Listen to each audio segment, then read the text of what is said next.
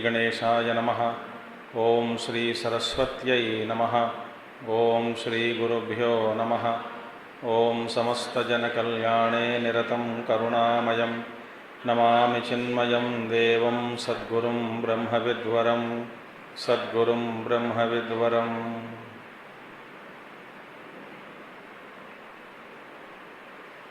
ओम व्यासं वसिष्ठनप्तारं चित्ते पौत्रमकल्मषं पराशरात्मजं वन्दे शुकतातं तपोनिधिं। व्यासाय विष्णुरूपाय व्यासरूपाय विष्णवे नमो वै ब्रह्मनिधये वासिष्ठाय नमो नमः। वसुदेवसुतं देवं कंसचाणूरमर्दनं देवकी परमानन्दं कृष्णं वन्दे जगद्गुरुं कृष्णं वन्दे जगद्गुरुम्।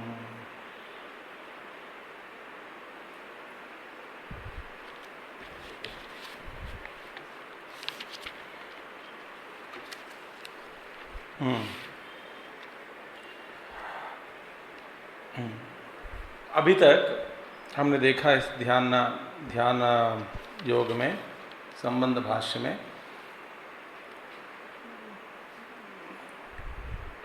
आचार्य भगवान शंकराचार्य जी कहते हैं कि जब तक आप ध्यान में आरूढ़ नहीं होते तब तक कर्म करना चाहिए। फिर पूर्व पक्षी पूछेगा ऐसा क्यों, कर्म तो सारा जीवन करना है। तो इसके उत्तर में कहते हैं कि नहीं, क्योंकि इसका भगवान ही कहते हैं आरूढ़स्य, एक बार आरूढ़ होने के बाद क्षमा कारण मुच्यते। तो पूर्व पक्षी बताते हैं कि नहीं, गृहस्थियों में भी अनेक प्रकार के लोग हैं, 3 प्रकार के लोग हैं। कुछ आरूढ़ हैं, कोई आरूढ़ होते हैं, और बाकी लोग न आरूढ़ न आरूढ़। तो जवाब में भगवान बताते हैं कि ऐसी बात नहीं है, क्योंकि तस्य एव शब्द का प्रयोग किया गया और योग शब्द का प्रयोग किया गया। तस्य माने उन्हीं, वही व्यक्ति, इन्हीं को, वही व्यक्ति इन्हीं के लिए क्षम कर्तव्य बन जाता है। किसको? आरूढ़ के समय में स्थिति में कर्म कारणम, और वही आरूढ़ होने के बाद क्षम, वही को, उसी को। तो ये 2 नहीं है, व्यक्ति एक ही है। और दूसरा है कि एक ही व्यक्ति है योग विभ्रष्ट वचनात् च, और इसी अध्याय में योग से जो भ्रष्ट हो जाता है व्यक्ति, उसी के बारे में भी बताया गया। तो आचार्य शंकराचार्य कहते हैं, देखिए, गृहस्थस्य चेत कर्मिणः योगो विहितः षष्ठे अध्याये। अब इस अध्याय में योग का जो विधान दिया गया वो किसके लिए?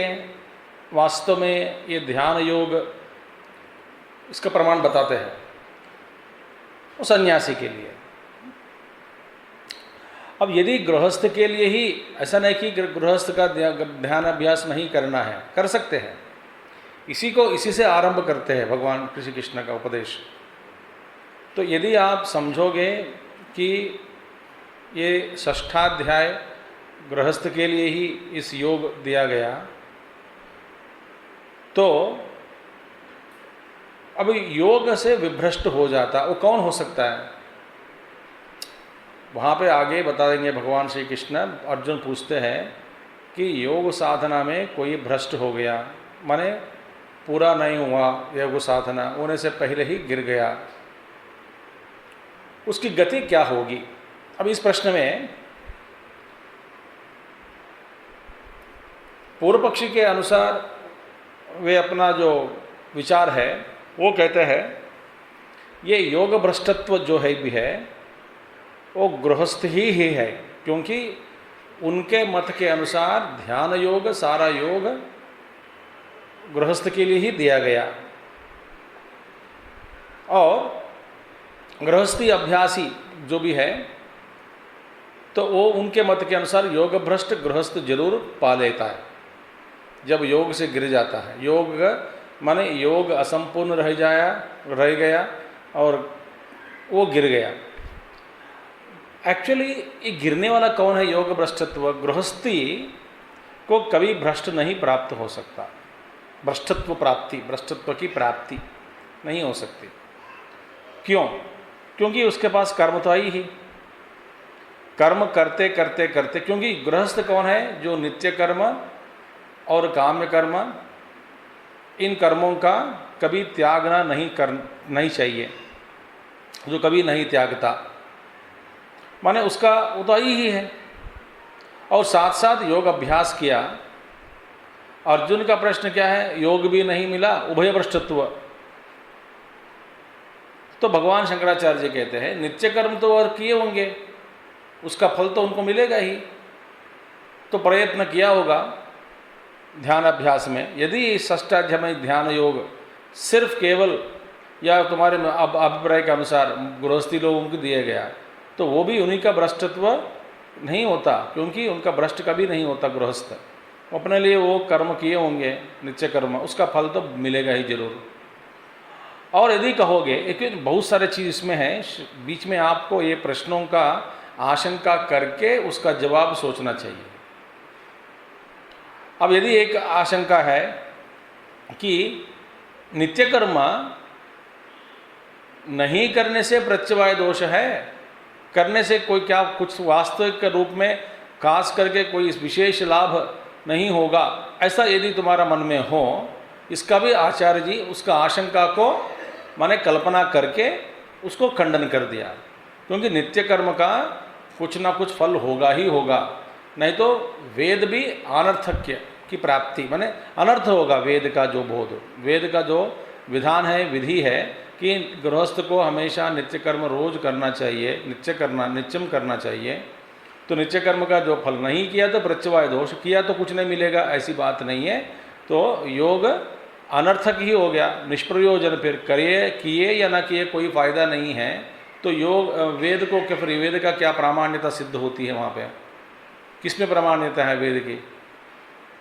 तो ऐसी बात नहीं, नित्य कर्म का फल भी है। देखो बीच बीच में आप ये प्रश्नों का आशंका करना चाहिए।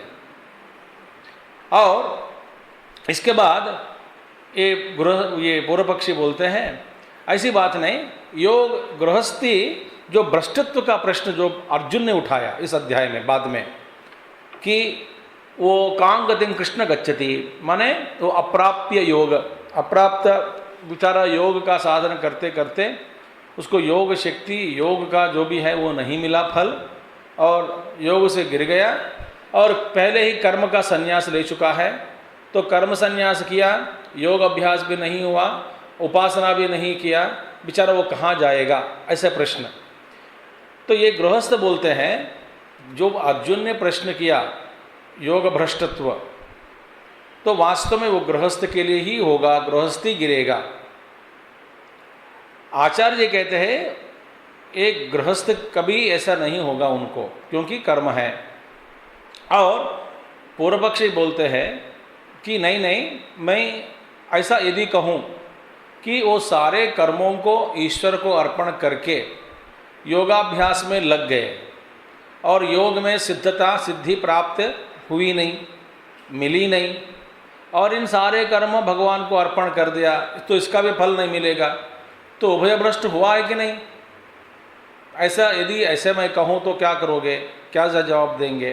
तो इसका जवाब में भगवान शंकराचार्य जी कहते हैं ऐसे नहीं है, क्योंकि जो ईश्वर को समर्पण करके जीवन जीते हैं सारे कर्मों का, उनका फल अधिक फल होना चाहिए। क्योंकि ईश्वर अपनी करुणा, दया और अनुग्रह के कारण और ज़्यादा फल दे देते हैं ऐसे को। तो गृहस्थ का गिरना कभी नहीं होगा। तो कौन गिरेगा फिर? जो सन्यासी है, जो कर्म सन्यासी है, माने वो कर्म को त्याग दिया, औपचारिक रूप में एक कर्म को त्याग दिया, माने तो यज्ञ याग आदि कर्म छोड़ दिया, तो इसीलिए उनको जो स्वर्ग की प्राप्ति, ऐसे स्वर्ग की अपेक्षा कुछ भी नहीं है। और पाप कर्म भी छोड़ दिया, क्योंकि वो योगाभ्यासी बनना चाहते हैं, इसके कारण पाप भी नहीं मिलेगा तो नरक में भी नहीं जाएगा, तो स्वर्ग भी नहीं मिलेगा, नरक भी नहीं मिलेगा। उपासना को भी छोड़ दिया, क्योंकि खास करके उपासना से और उत्कृष्ट साधन जो है योग, तो आंतरंगिक साधन, तो उसमें वो लग गया, इसी के कारण उसमें लगे हुए हैं। इसके कारण उपासना भी कोई अपेक्षा पूर्वक उपासना का अनुष्ठान भी नहीं किया, तो इसके वजह से वो ऊर्ध्वलोक गति जैसे कि ब्रह्मलोक की प्राप्ति उसको नहीं होगी। और योग में करते करते करते उसमें सफलता प्राप्त नहीं हुई तो वो गिर गया। तो ऐसे जो योगी, जो योग भ्रष्ट जिसको कहते हैं, तो योग भ्रष्ट को कहाँ जाएगा बेचारा।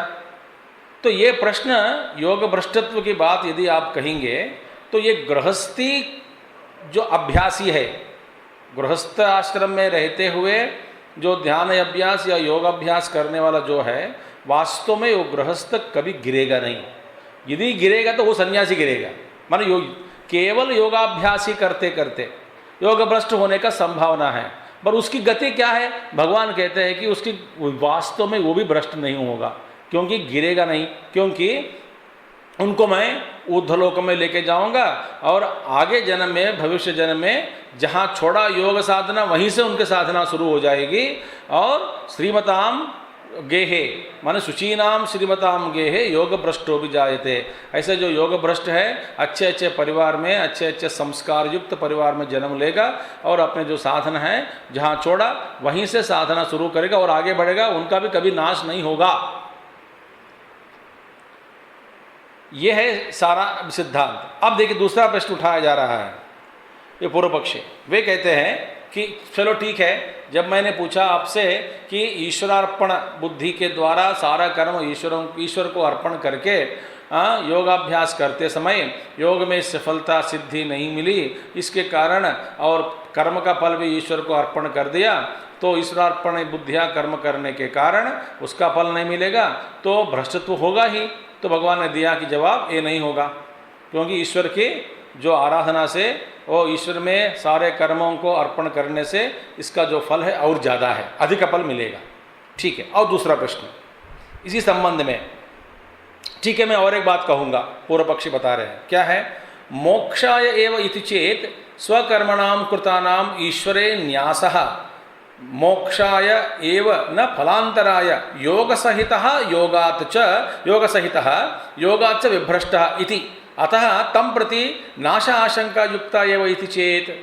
अब मैं यदि ऐसा कहूँ कि देखो ऐसे कोई एक व्यक्ति है, मोक्षाय एव इति चेत स्वकर्मणाम कृतानाम ईश्वरे योग सहितः माने देखिए, सो सारे कर्मों को ईश्वर में अर्पण कर दिया करते समय और साथ साथ योगाभ्यास भी कर रहे हैं, सारे कर्मों को ईश्वर में छोड़ दिया, छोड़ते हुए जी रहे हैं अपना जीवन, हर समय हर कदम जो कुछ भी करता है ईश्वरार्पण बुद्धि के द्वारा सभी कर्मों को ईश्वर में स्थापित करके हमें छोड़कर त्याग कर या समर्पण करके समर्पण भाव से जी रहा है, साथ साथ योगाभ्यास भी कर रहा है, योगाभ्यासी भी है। अब इनका जो मन में क्या क्या अपेक्षा रखा है, मोक्षाय एव इति चेत, ऐसी मैं इससे कहूँ कि सारे कर्म कर रहे हैं, पर किस लिए कर रहे हैं, ऐसे कि कर्म किया फिर फलों का जो त्याग दिया ईश्वर समर्पण, मगर यार ये करना भी, देखिए वास्तव में एक स्थिति है कि कर्म करोगे तो ठीक है, कर्तव्य रूप में कर्म करोगे और फलों को ईश्वर को समर्पण किया, और ये क्या कह रहे हैं, सारे कर्मों को मोक्ष के लिए ही सभी कर्म और फल के साथ त्याग देते हैं और साथ साथ योग में भी लग गए हैं, साधना में। ऐसे जो व्यक्ति है सर्व स्वकर्मणाम कृतानाम ईश्वरे न्यासः योग सहित योग के साथ साथ ईश्वर में समर्पण कर कर जी रहे हैं, और ऐसा कर दिया।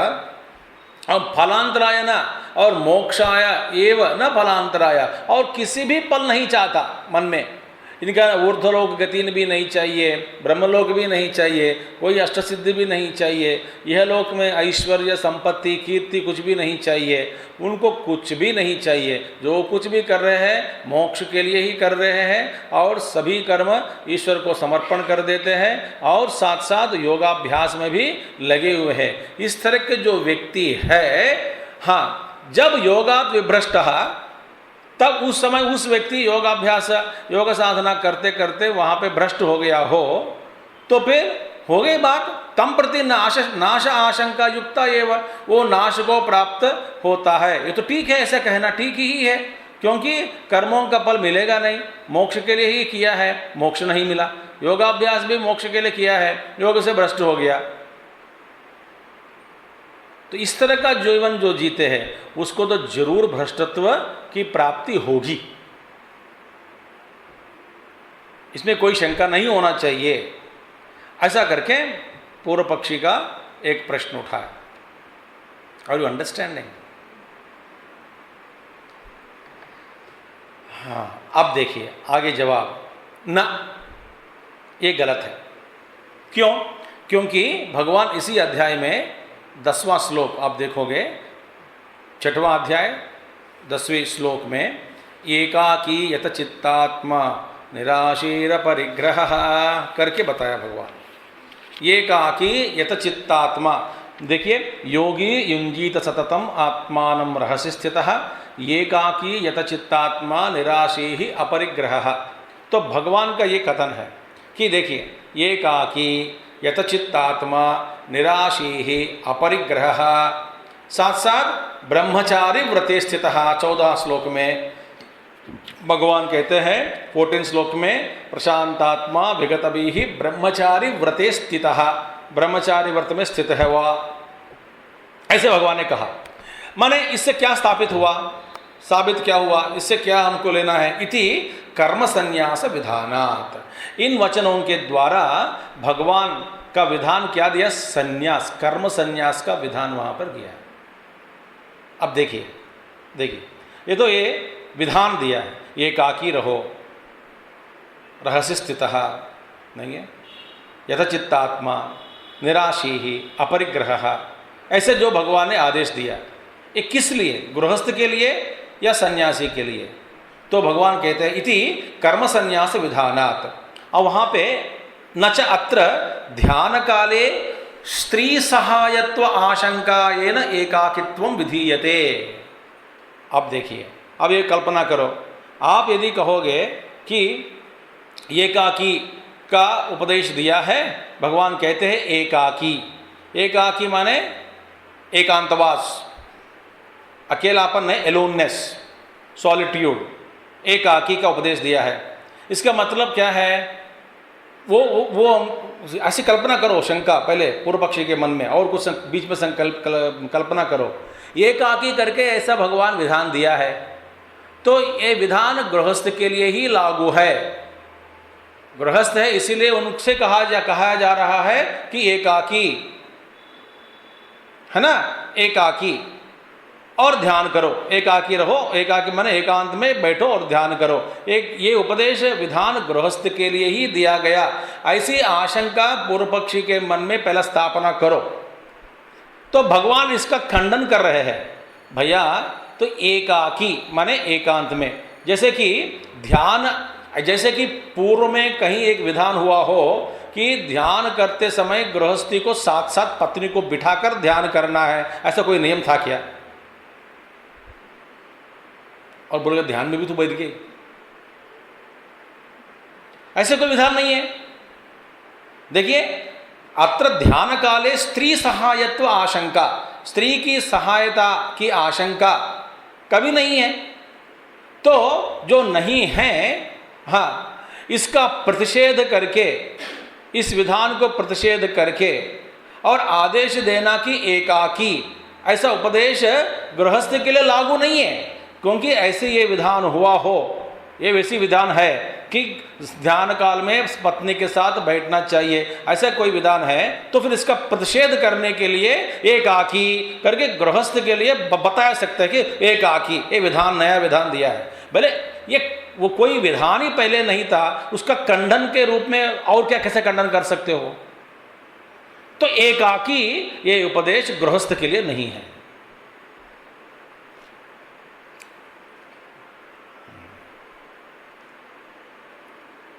यदि ध्यान में योग में पत्नी के साथ बैठना है तब भगवान कहते उसका खंडन करते हुए, नन्हे बेटा तुम एकाकी बैठो। एकाकी एक आदेशात्मक उपदेश, ऐसे आदेशात्मक उपदेश गृहस्थ को दिया नहीं जा सकता। तो देखिए, ध्यान काले स्त्री सहायत्व आशंका ये न एकाकित्व विधीयते, इसके कारण एकाकित्व इसका विधान किया गया हो, ऐसी बात नहीं है। कभी ये नियम है, जैसे कि कर्मकांड में पत्नी के साथ बैठना है, पत्नी साध्य यज्ञ यागादि कर्म। ध्यान साध्य में, ध्यान में पत्नी के साथ बैठना है, ऐसा कोई विधान नहीं है। कोई कर्म का विधान में पत्नी के साथ बैठो, जैसे भगवान रामचंद्र जी सीता जी नहीं तो सुवर्ण सीता को बनाया, फिर वहां से बिठाकर उनको यज्ञ किया। आप तो जानते हैं, रामायण एक्सपर्ट है आप लोग।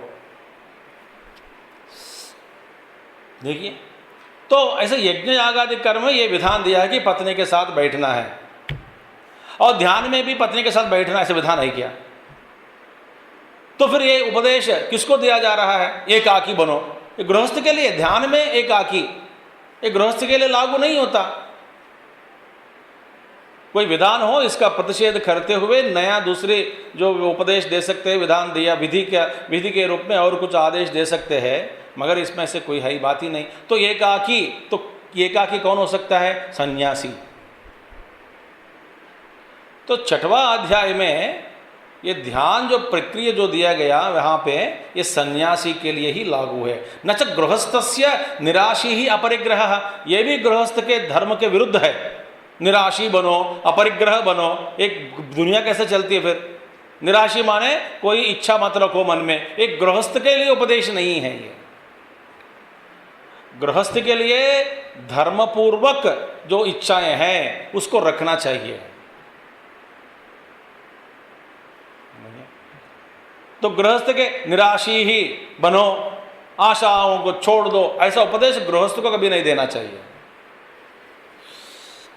और अपरिग्रह, सारे परिग्रह, जितने भी चीज़ इकट्ठे सबको अपरिग्रह नहीं, कैसे चलती है? बर्तन चाहिए, प्लेट चाहिए, बहुत सारी चीज़ चाहिए सुबह से शाम तक घर चलाने के लिए, गृहस्थ के लिए। तो अपरिग्रह कैसे होगा? तो निराशी ही अपरिग्रह, ये उपदेश भी गृहस्थ के लिए नहीं हो सकता। देखिए, इत्यादि वचनम न च गृहस्थस्य, माने गृहस्थ के लिए इत्यादि वचनम न अनुकूलम, क्योंकि अनुकूलम तो उभय विभ्रष्ट प्रश्न अनुपत्तिश्च। तो ऐसा उपदेश दिया हो तो फिर इसलिए गिर गया, तो गृहस्थी के लिए उभय भ्रष्टत्व का प्रश्न कभी नहीं उठ सकता।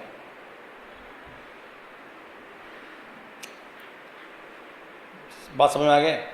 तो एकाकी यतचित्तात्मा निराशीर अपरिग्रह, ये सन्यासी के लिए है। माने इसका मतलब गृहस्थ ध्यानाभ्यास नहीं करना, क्या कर सकते हैं? उसमें प्रश्न क्या है? विभ्रष्ट की बात चल रही, विभ्रष्ट की बात। तो गृहस्थ कभी भी उभय भ्रष्टत्व की प्राप्त नहीं होता गृहस्थ।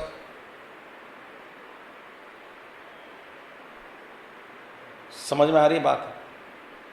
तो इसीलिए उभय विभ्रष्ट प्रश्न, वो प्रश्न ही नहीं उठ सकता गृहस्थ के लिए। तो बार बार कह रहे हो कि तो ईश्वर को समर्पण कर दिया तो भ्रष्ट हो जाएगा, योग सहित कर रहा है। भाई योग सहित कैसे कर सकता है? माने क्योंकि ये कर्म करना है, एक हुआ छोड़ना, एक हुआ कर्म, एक हुआ छोड़ना, वो साथ साथ में करे नहीं। एक उपदेश देखो, एकाकी रहो, एकाकी गृहस्थ के लिए उपदेश नहीं है।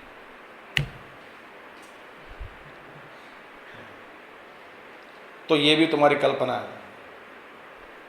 और प्रश्न पूछता है, तो यहाँ तक एक माने उभय विभ्रष्ट का प्रश्न जो अर्जुन ने किया है इसी अध्याय में, कि वह तो एक गृहस्थ साधक के लिए सर्वथा असंगत है, बैठता नहीं। तो फिर वो जो अर्जुन ने प्रश्न पूछा उभय भ्रष्टत्व की बात, एक गृहस्थ के लिए, गृहस्थ को उद्देश्य में मन में रखकर नहीं पूछा। फिर किसको पूछा? जो सब छोड़कर कर्म सन्यासी जो है सन्यासी, वो बेचारा साधना करने में लग गए और कोई इच्छा नहीं है, सब कुछ त्याग दिया और मेहनत कर रहे हैं, प्राप्त नहीं हुआ किसी प्रारब्ध के कारण, तो भ्रष्ट हो गया। तो इसकी गति क्या होगी? गृहस्थ तो कम कर रहे हैं, कुछ ना कुछ फल मिल जाएगा, कहीं ना कहीं एकोमोडेशन मिल जाता है, एक कमरा, अटैच्ड बाथरूम स्वर्ग में या पितृलोक में, कहीं ना कहीं ठिकाना मिल जाएगी आपको। बेचारा इसको क्या करेगा? मुझे ठिकाना नहीं चाहिए, क्योंकि भूसन्यस्तमया स्वस्वन्यस्तमया, ये सन्यासी मंत्र में ही जो विरजा होम है वो सब में गुरु का उपदेश में ही सब कुछ अपना पिंड प्रादान श्राद्ध सब कर देते हैं। वो तो मरा हुआ व्यक्ति है एक्चुअली सन्यासी। विधि विधान पूर्वक और विधि पूर्वक गुरु का उपदेश लेता है, तो निरग्नि अक्रिय बाद में आएगी सब बात। ऐसे सब कुछ जो छोड़ दिया, तो वो कोई भी कर्म जब करे बाद में वो अपने लिए नहीं हो सकता, इसका कभी पुण्य नहीं मिलेगा, पाप भी नहीं मिलता है।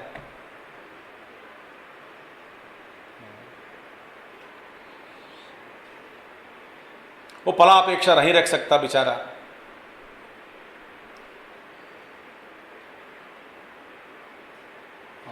और दुनिया से गाली भी खाना पड़ता है कभी कभी। कोई भी अपेक्षा मत रखना। इस तरह का जीवन जो कर्म सन्यासी जीता है उसको कुछ नहीं मिलेगा। तो ये प्रश्न किसके बारे में? गृहस्थ के बारे में नहीं पूछा गया, क्योंकि गृहस्थ का कभी भ्रष्ट होना नहीं होता। गृहस्थ कहीं ना कहीं, अब ये ऐसा गृहस्थ है कि विभ्रष्ट की बात कह रहे हैं, माने कोई अभ्यास कर रहा होगा, तो अच्छे गृहस्थ माने जो सदाचारी गृहस्थ है उन्हीं के बारे में वही कैसे कम से कम योग अभ्यास कर सकते हैं साथ साथ कर्म के साथ। तो वो भी नहीं, कर्म के साथ तुम्हारा फिर हम आपका गृहस्थ के लिए क्या विधान दिया गया बाद में हम देखेंगे। तो यहाँ पे पूर्ण रूप से जो सन्यास है तो उसी के बारे में भगवान कुछ श्लोकों में बताया। तो विभ्रष्ट की बात आप कह रहे हो, गृहस्थ कभी प्राप्त नहीं होता, भ्रष्टत्व की प्राप्ति उनके लिए कभी नहीं होती। ठीक है, डन, क्लियर? तो खुश हो जाओ, क्योंकि आप लोग गिरेंगे नहीं, आपको फायदा ही फायदा।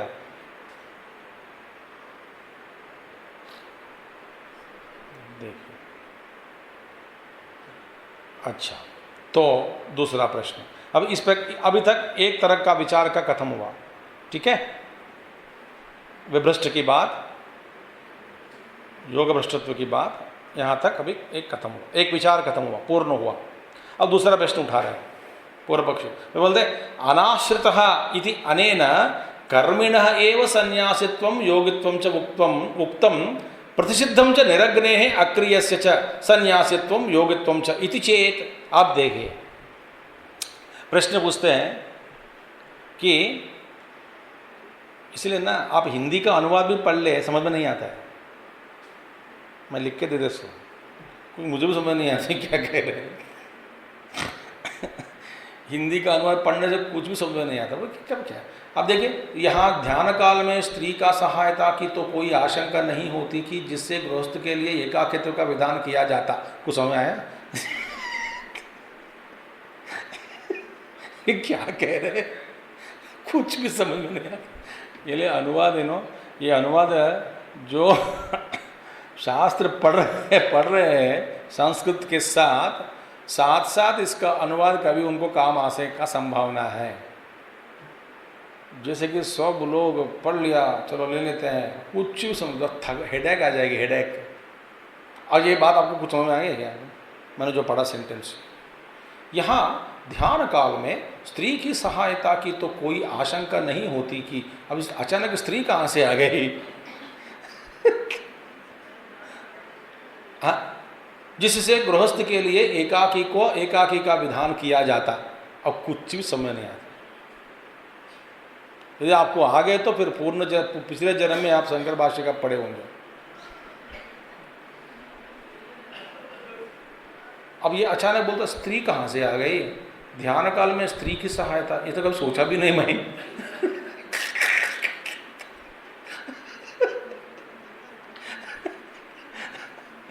ये क्या है, कहाँ से आ गए स्त्री।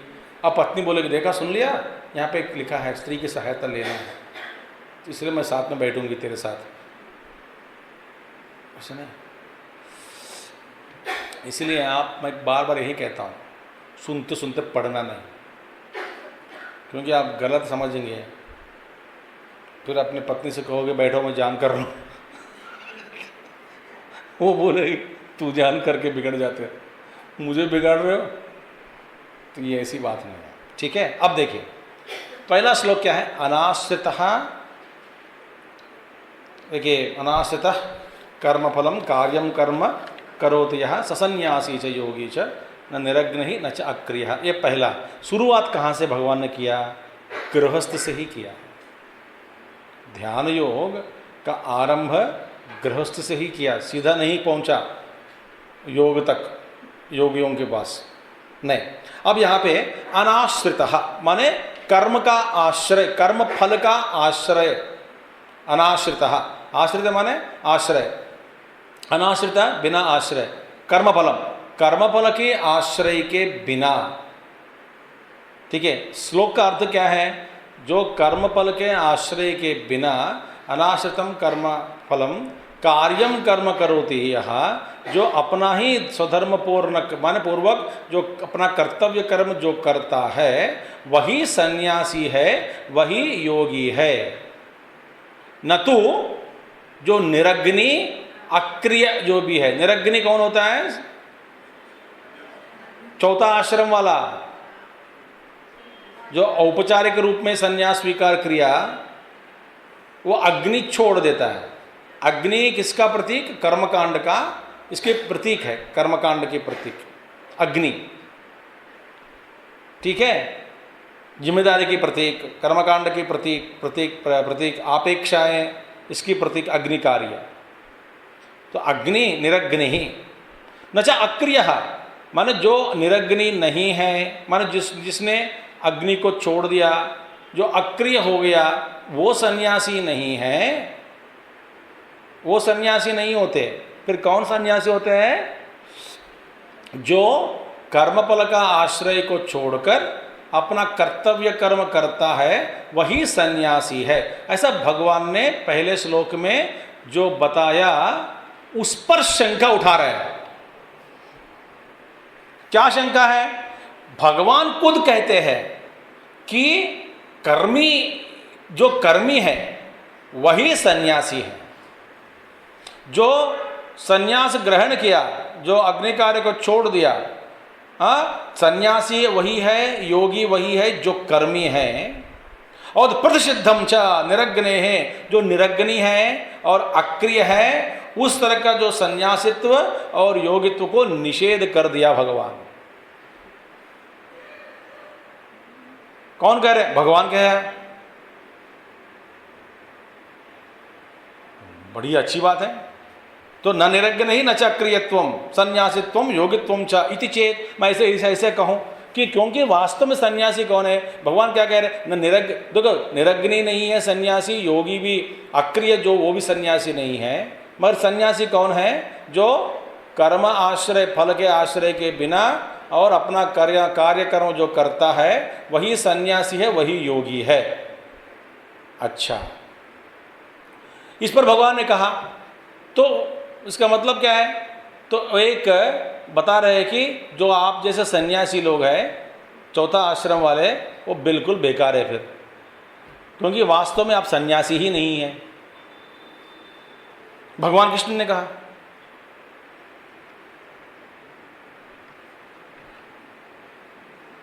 अब सन्यासी के सामने बैठकर स्वयं भगवान आदि शंकराचार्य जी, जो बचपन में ही सन्यास लिया है, निरग्नि बन गया, अक्रिय है एक्चुअली स्पीकिंग, वो अपर शंकर एव। और यदि कहेगा कि भगवान श्री कृष्ण ने कहा जो कर्मी है, जो गृहस्थी है, वो यदि कर्म आश्रय के बिना, फलाश्रय के बिना और कार्यम कर्म अपना ही कर्म करता रहेगा, वही सन्यासी है। जो निरग्नि है, जो आप जैसे, और जो अक्रिय है आप जैसे, जो कुछ नहीं करता, सुबह से शाम तक बैठा रहता है भिक्षा के इंतजार में, वो सन्यासी नहीं है। किसने कहा? भगवान ने कहा। यदि मैं ऐसा कहूँ, अब देखो ये गलत विचार है, तो क्योंकि यहाँ पे कर्म किस, भगवान देखिए ना, नो ऐसा मत कहो भैया, क्योंकि ध्यान योगम प्रति बहिरंगस्य सतः कर्मणः फल आकांक्षा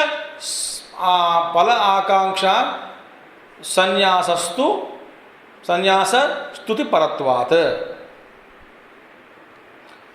फलाकांक्षा संन्यास स्तुति परत्वात्। आप देखिए ये सन्यासी कैसे सन्यासी है? फलाकांक्षा सन्यासी। संन्यास मैंने त्याग दिया। क्या त्याग दिया? कर्म को नहीं, कर्म का जो फल है उसको त्याग दिया। तो ये कहना ठीक नहीं है न, क्योंकि ध्यान योग क्या है? ध्यान योग के लिए कर्म क्या बन गया? बहिरंग साधन बन गया। और बहिरंग साधन, ध्यान योग के लिए बहिरंग साधन कर्म, और तो कर्म ही एक साधन रूप जो साधन बन गया, उस कर्म, जो कर्म के प्रति फलाकांक्ष, फल के प्रति आप संन्यास ले लिया। फल के प्रति संन्यास माने फलों के प्रति त्याग बुद्धि, फलों को त्याग दिया। फल आकांक्षा संन्यास स्तुति परत्वात्। भगवान ने स्तुति कर रहे हैं। किसकी स्तुति कर रहे हैं? कर्म की स्तुति कर रहे हैं। क्यों कर रहे हैं? क्योंकि ये देखो ये कर्मी है और कर्म कर रहे हैं, और जो फलों को छोड़कर कर्म कर रहे हैं, फलों के प्रति किसका भी, जिसने भी आश्रय नहीं रखा है वो फलाश्रय नहीं लेता, इसलिए उसकी स्तुति की जा रही है। उस कर्म की स्तुति के लिए ने भगवान ने ऐसा कहा। ये बात नहीं है कि संन्यास आश्रम कम हो गया और ये गृहस्थ ऊपर बैठ गया, ऐसा कुछ ही नहीं। क्योंकि विधि विधान क्या है? ब्रह्मचारी, गृहस्थ और वानप्रस्थ, सन्यासी। अब मैं एक उदाहरण देता हूँ। आप यदि कहोगे एक सेठ को, एक सेठ है, सेठ जी, और सेठ जी आते ही आप परिचय कर रहे हैं सेठ को और अन्य लोगों को।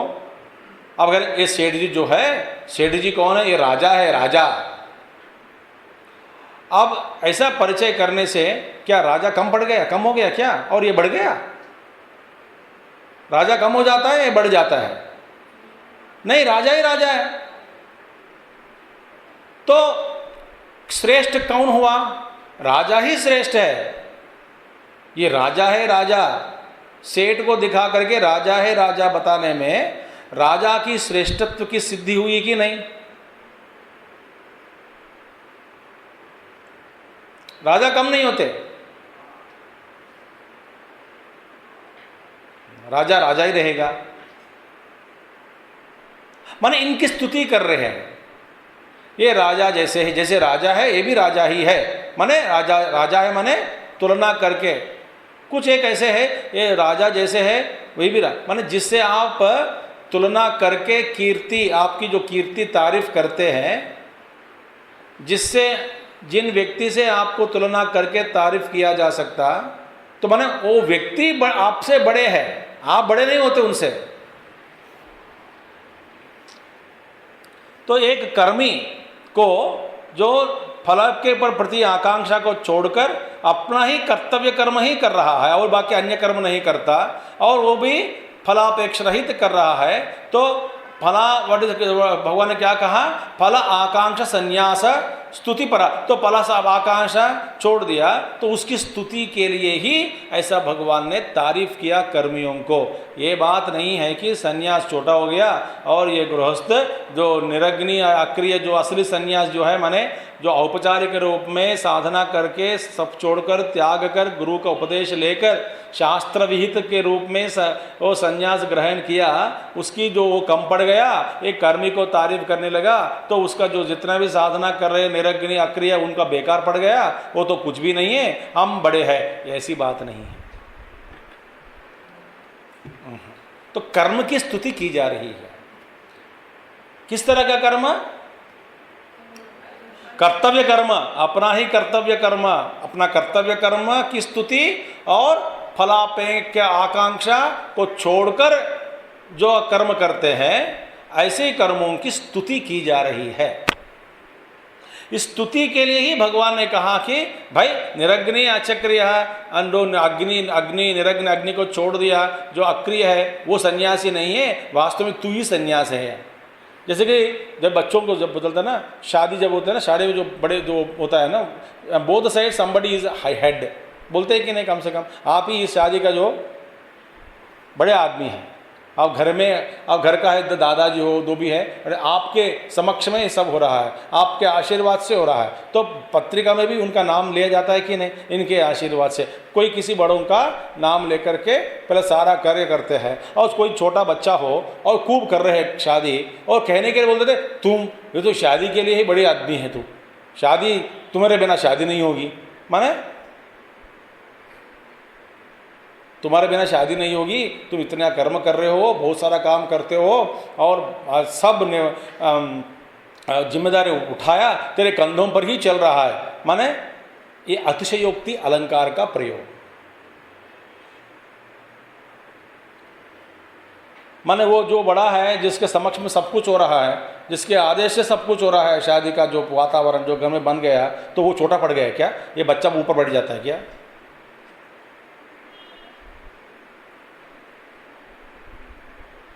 हाँ, नहीं। तो स्तुति के लिए, इसीलिए न केवलम निरग्न ही अक्रिय एव सन्यासी योगी च किम तर्हि कर्मी अपि कर्मफलासंगम सन्यस्य कर्मयोगम अनुष्ठितन सत्वशुद्ध्यर्थम स सन्यासी च योगी च भवति इति स्तूयते। भगवान का कथन यही है, केवल निरग्नि अक्रिय ही सन्यासी नहीं है, परंतु जो गृहस्थ है, जो अपना कर्म करते हैं और फल के प्रति कोई आकांक्षा नहीं रखते और सत्वशुद्धि के लिए ही कर्मयोगम करते हैं और सत्वशुद्धि के लिए कर्म करते हैं, वास्तव में इस तरह के जो गृहस्थ है वो सन्यासी, वो योगी ही है। वो भी माने वो योगी ही सन्यासी है, माने इसकी स्तुति की जा रही है। देखिए, न केवलम निरग्नि ही अक्रिय एव सन्यासी योगी च किम तर्हि, न निरग्नि अक्रिय जो वही सन्यासी नहीं है, क्योंकि ये भी सन्यासी है, क्योंकि सन्यास मार्ग में ही ये है।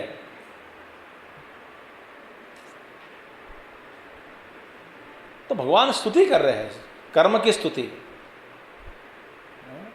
अनुष्ठितन तो सन्यस्य कर्मफलासंगम सन्यस्य कर्मयोगम अनुष्ठितन, माने कंटिन्यूइंग, प्रेजेंट कंटिन्यूअस, अनुष्ठितन अनुष्ठान करते हुए सत्वशुद्ध्यर्थम, किस लिए? सत्वशुद्धि की प्राप्ति के लिए।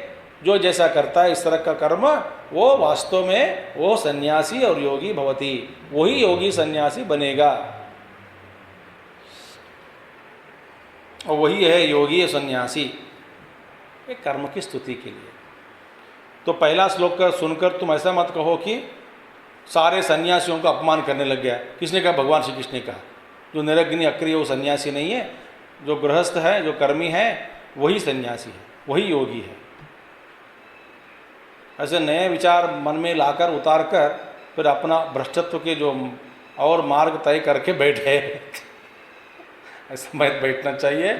तो न च एकेन वाक्येन कर्मफलासंग संन्यास स्तुति ही चतुर्थाश्रम प्रतिषेध च उपपद्यते। भाई एक ही वाक्य में एक की स्तुति, दूसरों की निंदा, ऐसा नहीं हो सकता। ये बोलते इसका शास्त्र में कहते हैं वाक्य भेद आ जाएगा। तो वाक्य भेद एक दोष है, मान एक ही वाक्य में दो तरह के विरुद्ध अर्थ आप निकाल नहीं सकता, या दो तरह के अर्थ कभी नहीं निकाल सकते हैं। तो एक ही वाक्य में एकेन वाक्येन कर्मफलासंग संन्यास स्तुति ही, माने कौन किस तरह का संन्यास है वो? कर्मी कर्मफलासंग संन्यासी, कर्म फलों के प्रति आसंग माने अपेक्षाओं को त्याग दिया, वो सन्यासी।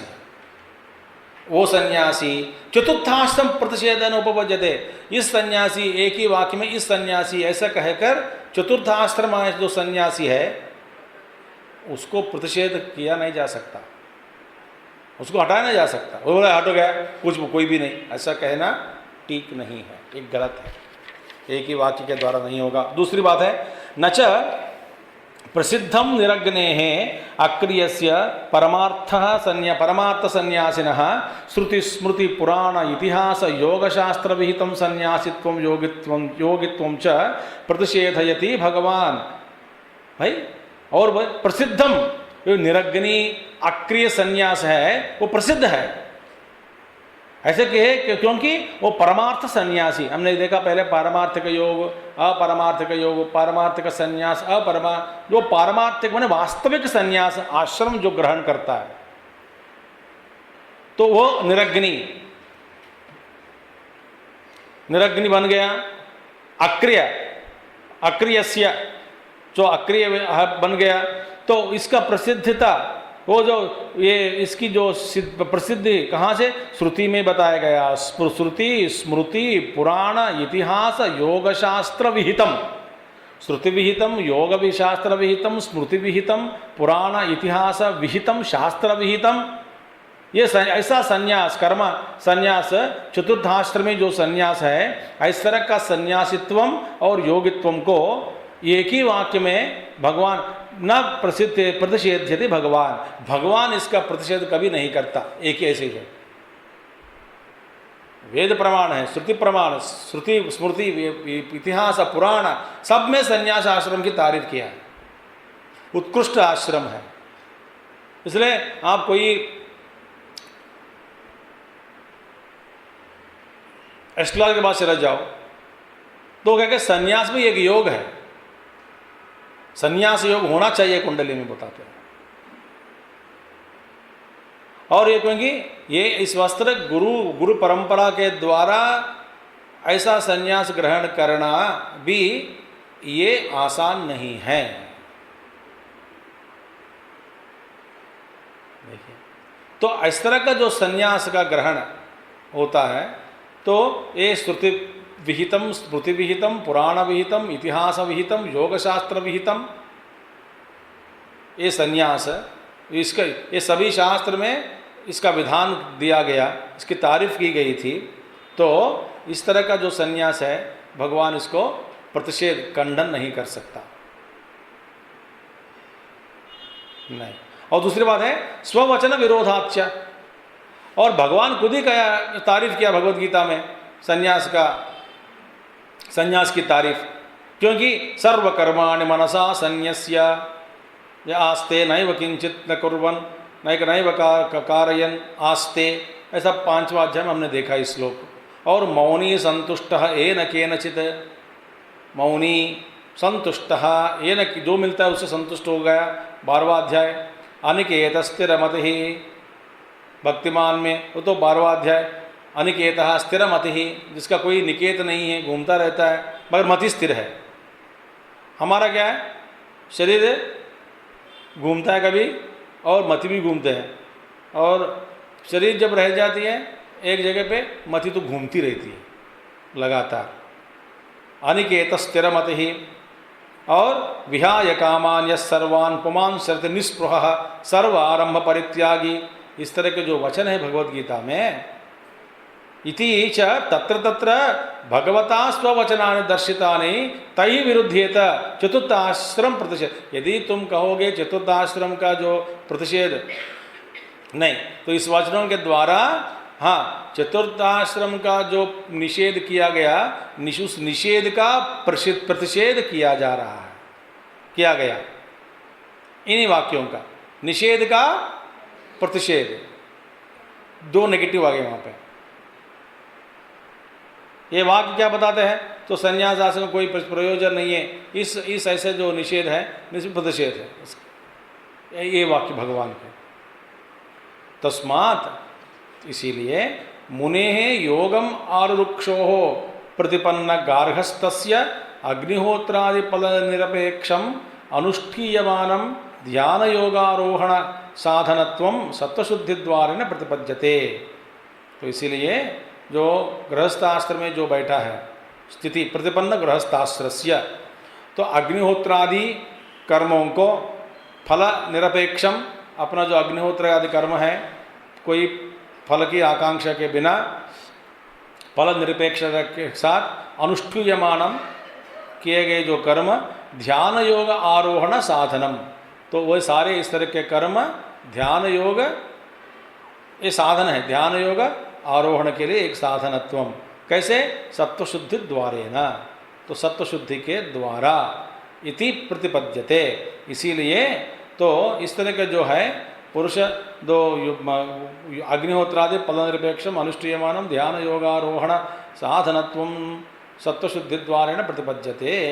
ऐसे है अनाश्रितम कर्मफलम, जो ये गृहस्थाश्रम जो बैठे जो व्यक्ति है, जो आरोहण करना चाहता है, आरुक्षो हो योगम आरुक्षो हो मुने हैं, तो उसके लिए ये साधना दिया गया, इसकी स्तुति की गई, कर्म की स्तुति। ठीक है। इति स सन्यासी च योगी च इति स्तूयते। इस तरह का जो गृहस्थाश्रम में रहते हुए अपना जो स्वधर्म अनुष्ठान जो करता है और अन्य कर्म नहीं करेगा, और अपना कर्तव्य कर्म, अपना जो कर्म वही करता है और सारे फलों को त्याग देता है, अपेक्षा नहीं रखता फलों के प्रति, फलापेक्षा नहीं रखता, तो इसके वजह से ऐसे व्यवहार करने से इसकी स्तुति की गई। भगवान ने स्तुति किया इनकी, कैसे स्तुति किया? वो सन्यासी, वो योगी है। कैसे सन्यासी, कैसे योगी? कर्मफल आकांक्षा सन्यासित्वम, वो कर्मफल आकांक्षा को छोड़ दिया। कर्म को नहीं छोड़ सकता,